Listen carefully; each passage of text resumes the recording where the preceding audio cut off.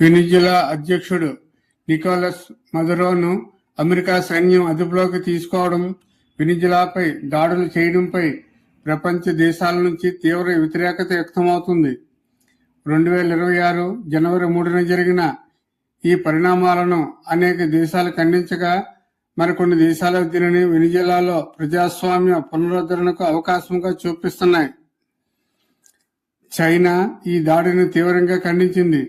ఐక్యరాజ్యసమితి నిబంధనలను ఉల్లంఘించడమేనని, ఏ దేశం కూడా ప్రపంచ పోలీసుగా వ్యవహరించకూడదని వ్యాఖ్యానించింది. మదురోను తక్షణమే విడుదల చేయాలని డిమాండ్ చేసింది. రష్యా ఈ చర్యను చట్టవిరుద్ధమైన సైనిక జోక్యంగా పేర్కొంది. ఇది లాటిన్ అమెరికాలో అస్థిరతకు దారి తీస్తుందని హెచ్చరించింది.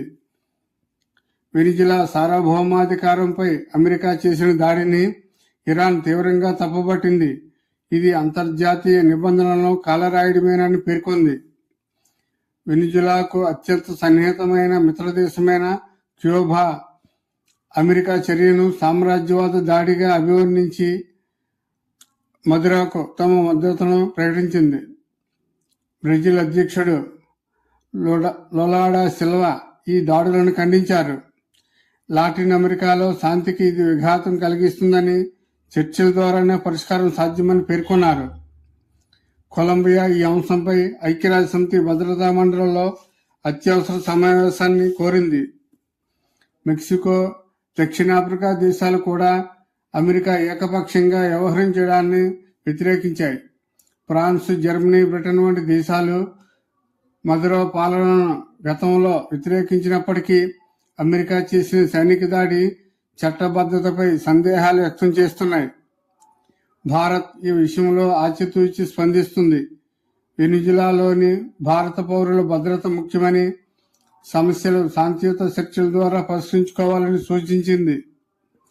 వెనిజులాలో మాదక ద్రవ్యాల రవాణాను అరికట్టడానికి, ప్రజాస్వామ్యాన్ని నెలకొల్పడానికి ఈ ఆపరేషన్ చేపట్టినట్లు అమెరికా అధ్యక్షుడు ట్రంప్ చెబుతున్నాడు. ఐక్యరాజ్యసమితి భద్రతా మండలిలో ఈ అంశంపై తీవ్ర చర్చలు జరుగుతున్నాయి. రష్యా, చైనాలు అమెరికాకు వ్యతిరేకంగా గళం విప్పుతున్నాయి. అమెరికా చర్యను ఖండిస్తూ రష్యా, చైనా ప్రవేశపెట్టిన తీర్మానంపై ఐక్యరాజ్యసమితి భద్రతా మండలిలో తీవ్ర చర్చ జరిగింది. అమెరికా తక్షణమే వెనిజులా నుండి తమ సైన్యాన్ని ఉపసంహరించుకోవాలని, నికోలస్ మదురోను విడుదల చేయాలని తీర్మానం చేసింది. దీనికి అనుకూలంగా రష్యా, చైనా, అల్జీరియా, గయానా వంటి దేశాలు ఓటు వేశాయి. వ్యతిరేకంగా అమెరికాకు మద్దతుగా అమెరికా తన వీటో అధికారాన్ని ఉపయోగించి ఈ తీర్మానాన్ని అడ్డుకుంది. బ్రిటన్ అమెరికాకు మద్దతు ఇచ్చింది. ఫ్రాన్స్, స్విట్జర్లాండ్ వంటి దేశాలు ఓటింగ్లో పాల్గొనకుండా తటస్థంగా ఉండిపోయాయి.